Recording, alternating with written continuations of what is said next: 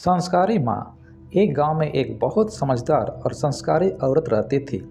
एक बार वह अपने बेटे के साथ सुबह सुबह कहीं जा रही थी। तभी एक पागल औरत उन दोनों माँ बेटे के रास्ते में आ गई और उस लड़के की माँ को बहुत बुरा भला कहने लगी।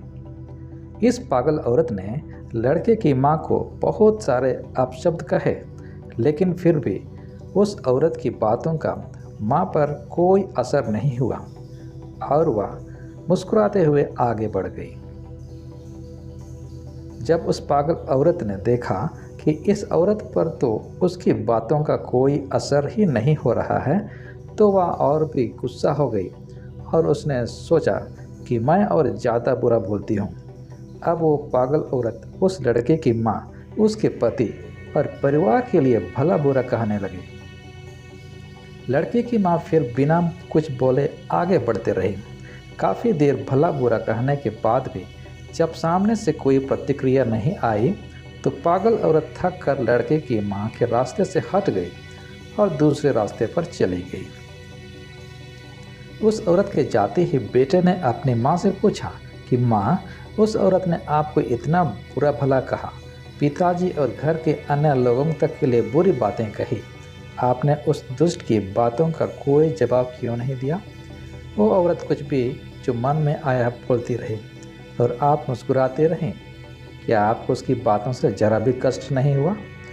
उस समय माँ ने बेटे को कोई जवाब नहीं दिया और चुपचाप घर चलने को कहा।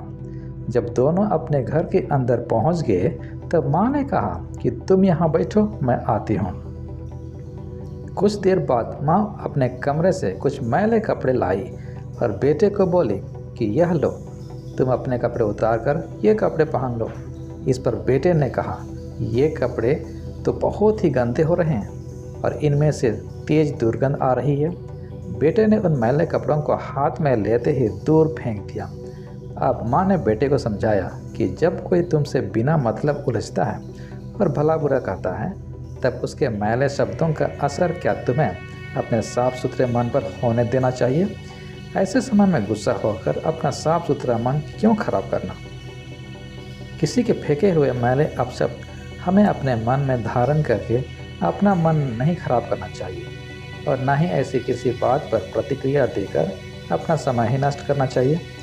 जिस तरह तुम अपने साफ सुथरे कपड़ों की जगह ये मैले कपड़े धारण नहीं कर सकते, उसी तरह मैं भी उस औरत के फेंके हुए मैले शब्दों को अपने साफ मन में कैसे धारण करती।